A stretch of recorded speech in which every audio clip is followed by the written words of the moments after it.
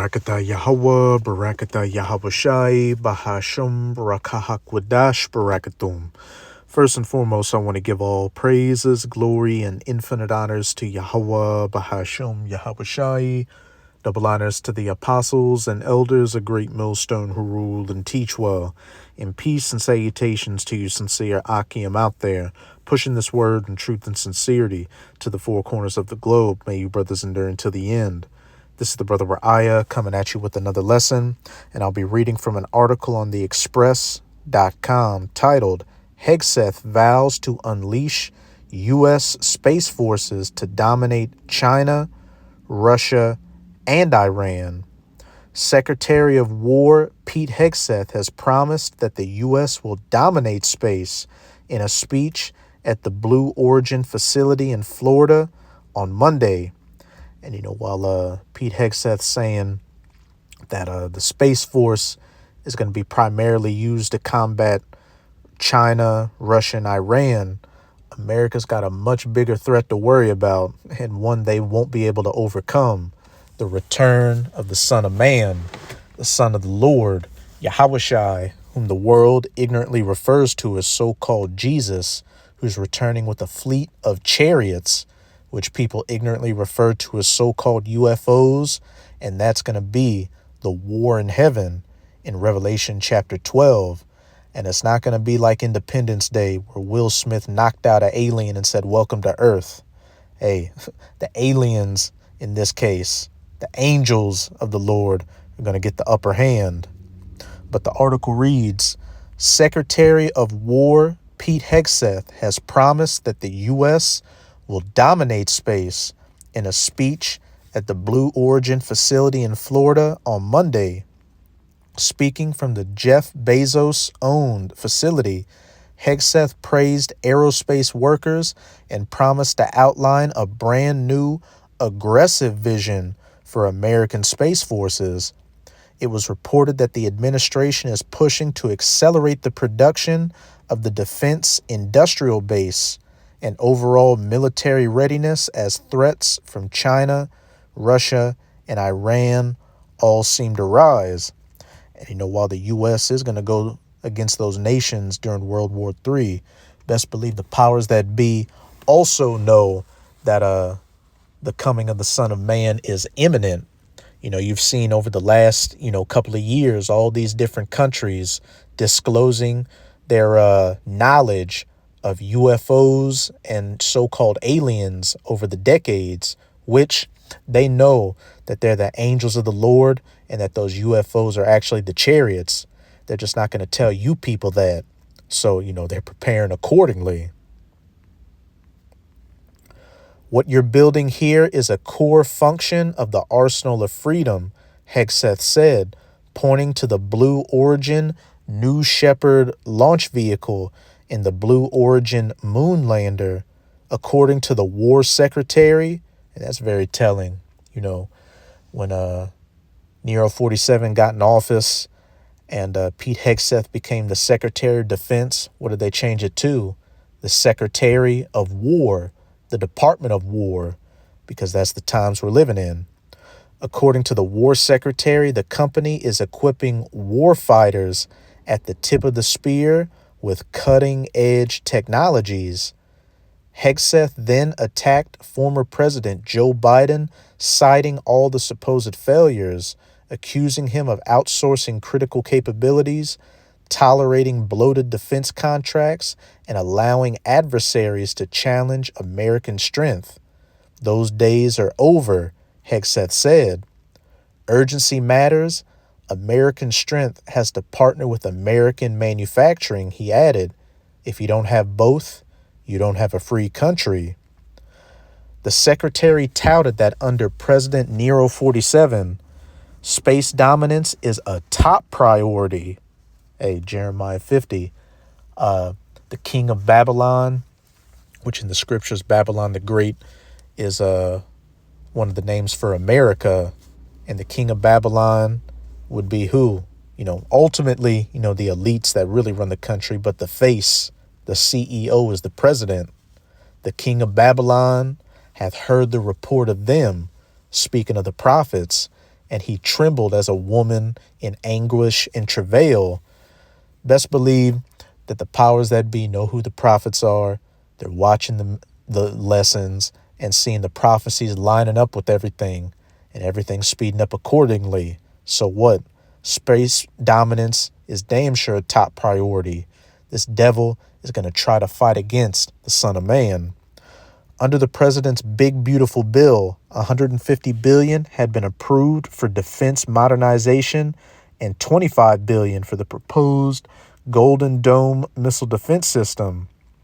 According to Hegseth, the defense would rely heavily on space-based sensors and interceptors to detect and neutralize threats before they reach U.S. airspace.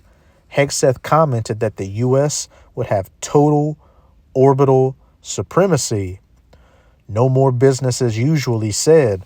We will unleash our companies, unleash industry, unleash the competitive spirit that allows America to come out on top. Hegseth concluded his speech by stating that under Nero 47, the golden age of American dominance is only just beginning. Well, let's see what the scriptures have to say when you talk about peace and safety. This is 1 Thessalonians chapter 5. I'm going to read verses 1 to 3.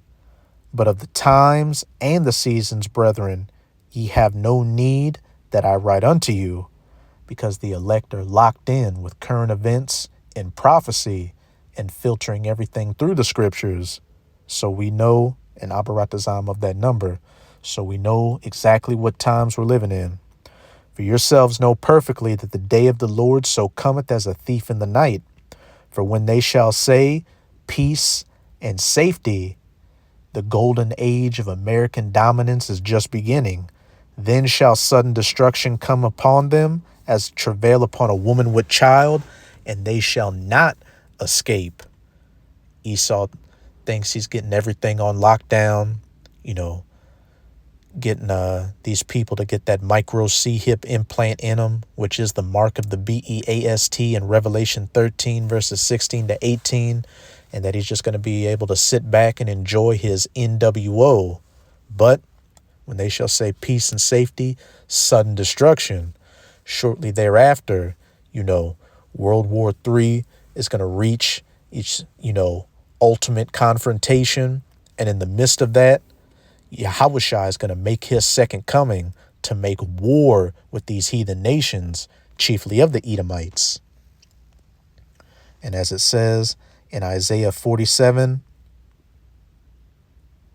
I'll jump down to verse 3. I'll read from verse 1. And it says, lament for Babylon, Babylon the great, America. Come down and sit in the dust, O virgin daughter of Babylon. Which when you read Psalms 137, verses 7 to 8, you Edomites are synonymous with the daughter of Babylon. Sit on the ground. There is no throne, O daughter of the Chaldeans. For thou shalt no more be called tender and delicate, which we're seeing that happen right now with these nations.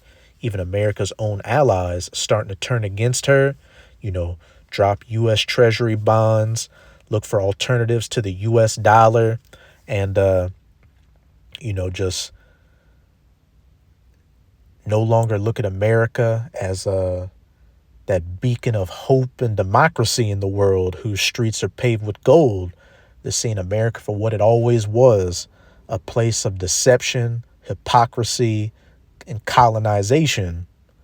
Verse 2, take the millstones and grind mill, uncover thy locks, make bare the leg, uncover the thigh, pass over the rivers. Thy nakedness shall be uncovered, thy shame shall be seen, which is started with the prophets, preaching this word and lining up you Edomites, so-called white people in America with biblical prophecy, and then that vibration getting pushed out here, and everybody else following suit.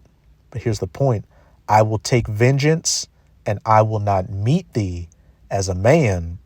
Like I just said, the Son of Man, Yahushua, making his second coming to make war against you heathens, chiefly you Edomites.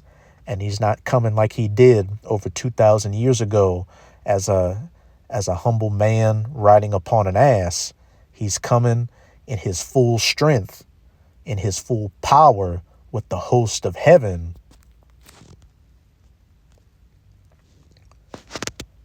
This is Isaiah chapter 63. I'm going to start at verse 1. And the header reads, God's vengeance on the nations, the heathen nations. And let's see who's dead in the bullseye.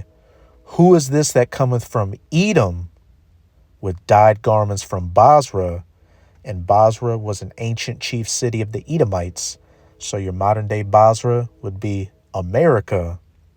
This that is glorious in his apparel, traveling in the greatness of his strength. I will not meet thee as a man. I that speak in righteousness, mighty to save. Wherefore art thou red in thine apparel, and thy garments like him that treadeth in the wine fat, symbolic of the great death and destruction Yahushua is coming to bring when he makes war against you heathen nations. Again, chiefly you Edomites and Basra. I have trodden the winepress alone, and of the people there was none with me.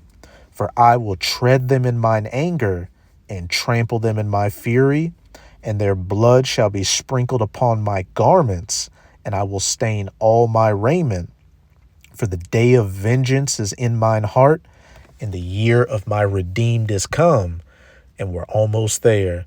We just got these last few prophecies to take place, and then Yahushua is coming to do two things.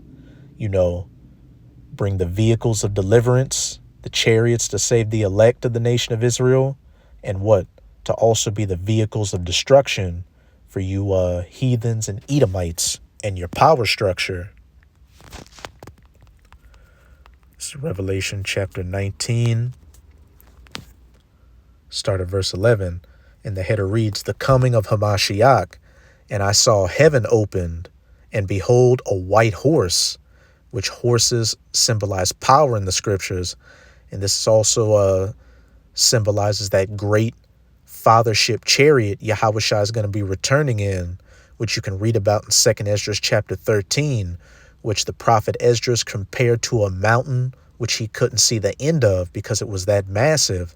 Think about those ships from Independence Day. And he that sat upon him was called Faithful and True, and in righteousness he doth judge and make war.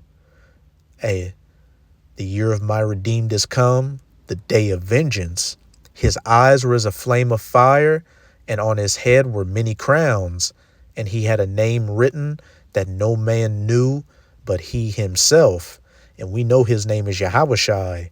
That name that no man knew but he himself just goes into the magnitude of Yahushua's reputation and power. We know he's the Son of God and sits at the right hand, but hey, even we don't know what all that truly entails. But, as it said in Isaiah 47, I will not meet thee as a man. And he was clothed with a vesture dipped in blood. I will tread at them in the winepress of mine anger. And his name is called the Word of the Most High, which in John chapter 1, it says Yahushua is the Word made flesh. And the armies which were in heaven followed him upon white horses, the fleet of chariots he's returning with, clothed in fine linen, white and clean. And out of his mouth goeth the sharp sword, that with it he should smite the nations. Who is this that cometh from Edom with dyed garments from Basra?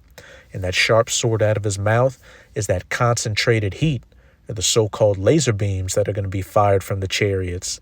And he shall rule them with a rod of iron, and he treadeth the winepress of the fierceness and wrath of the Almighty God.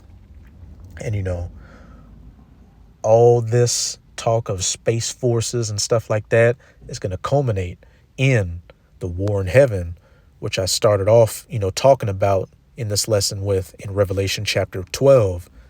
Those armies in heaven which followed him with white horses, which are also going to be led by the archangel Michael.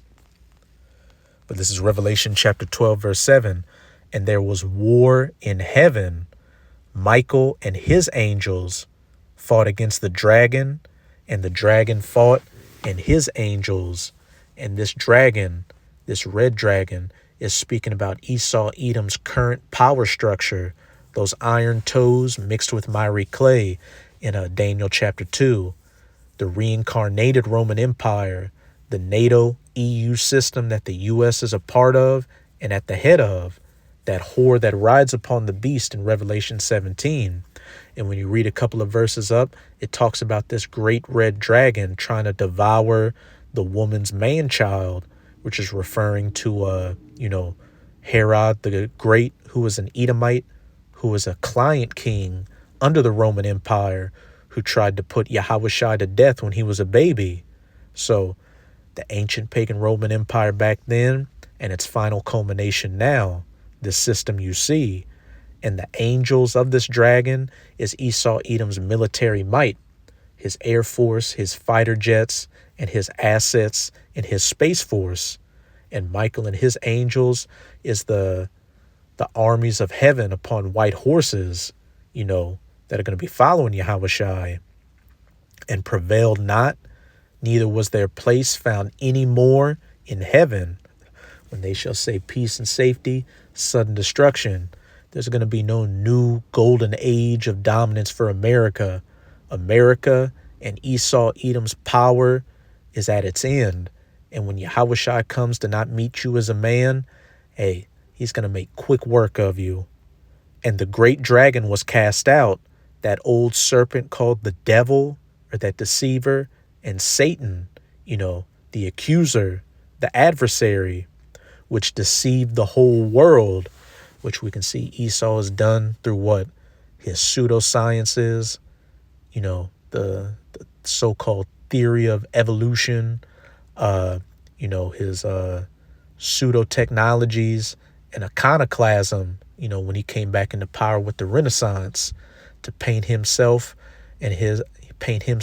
as the Lord and as the Son of God and as the angels and the Israelites, which deceived the whole world. He was cast out into the earth, and his angels were cast out with him. You get and tread in the winepress of the anger of the Son of God, who in righteousness doth make war, and he's about to make that war against you devils. But that's it with this video. And with this video, I hope you sincere, Akim and Akwath were edified. Just keep strong. We are almost out of this final wicked captivity of the heathen nations, chiefly of the Edomites. And as always, I'm going to say Abad Babal, Kwam Yasharallah, and until next time.